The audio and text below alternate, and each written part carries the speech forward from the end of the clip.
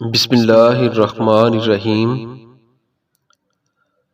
امیر المومنین حضرت عمر فاروق رضی اللہ تعالی عنہ کی عدالت عالیہ میں ایک مقدمہ پیش ہوا۔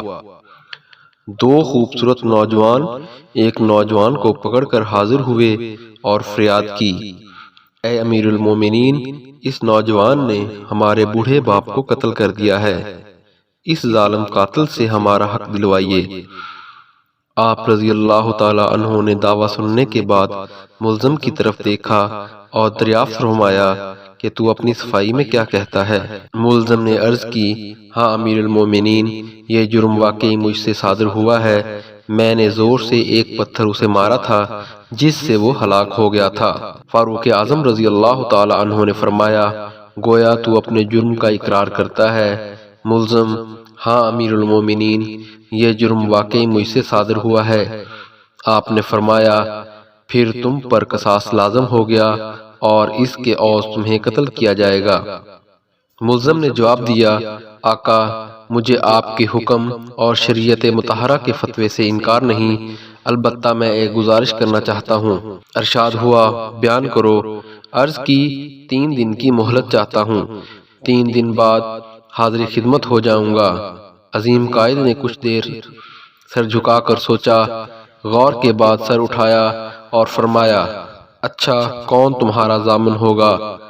تمہارا کہ تم واقعی وعدہ کو ایفا کرنے کے لیے تیسرے دن عدالت عالیہ میں حاضر ہو کر خون کا بدلہ خون سے دو گے۔ عمر فاروق کے اس ارشاد پر اس نوجوان نے پر امید نظروں سے حاضرین مجلس کا جائزہ لینے کے بعد حضرت ابو ذر غفاری کے پر نور چہرے پر نگاہیں گاڑتے ہوئے اشارہ کر کے کہا، یہ میری ضمانت دیں گے۔ خلیفۃ الرسول نے ان سے دریافت فرمایا تو انہوں نے کہا، بے شک میں ضمانت دیتا ہوں کہ نوجوان 3 دن بعد تکمیل قصاص کے لیے عدالت میں حاضر ہو جائے گا۔ اس ضمانت کے بعد ملزم کو چھوڑ دیا گیا۔ 2 دن گزر گئے اور تیسرا دن آ گیا۔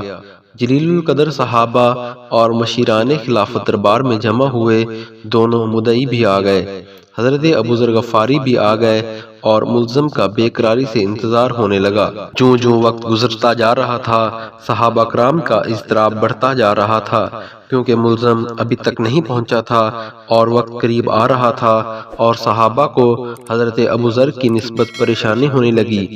1-2 مرتبہ مدعیوں نے بھی دریافت کیا، مگر انہوں نے ہر مرتبہ یہی جواب دیا کہ اگر 3 یوم گزر گئے اور ملزم نہ آیا تو میں اپنی ضمانت پوری کروں گا، پریشانی کی کوئی بات نہیں۔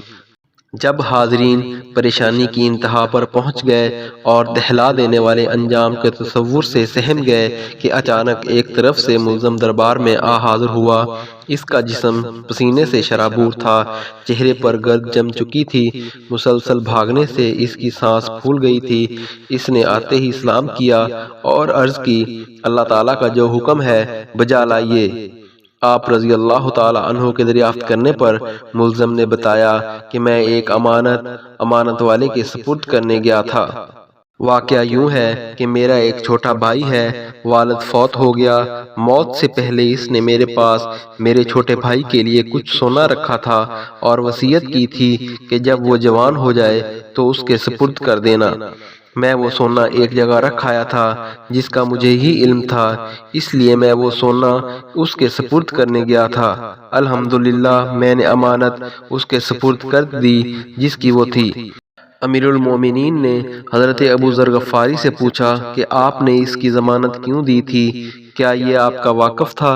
انہوں نے کہا کہ میرا اس سے کوئی تعلق نہ تھا، صرف بات یہ تھی کہ جب اس نے پر امید نگاہوں سے میری طرف دیکھا تو مجھے خیال آیا کہ اگر بھرے مجمع میں بھی اس کی ضمانت نہ دوں تو کل قیامت کے دن اللہ رب العزت کے سامنے شرمندہ ہونا پڑے گا کہ اتنے آدمیوں میں سے کوئی بھی اس کا ضامن نہ بن سکا، اس لیے میں نے اس کی ضمانت دی، حالانکہ میں اسے بالکل نہ جانتا تھا، نہ مجھے یہ معلوم ہے کہ یہ کہاں رہتا ہے، بس اس کی ظاہری شرافت نے مجھے یقین دلا دیا تھا کہ وہ وعدہ کا پکا ہے اور میں نے ضمانت دے دی۔ یہ بات سن کر حاضرین محفل اشکبار ہو گئے۔ مدعیوں نے التجا کی، اے امیر المومنین، ہم نے اپنے باپ کا خون معاف کر دیا۔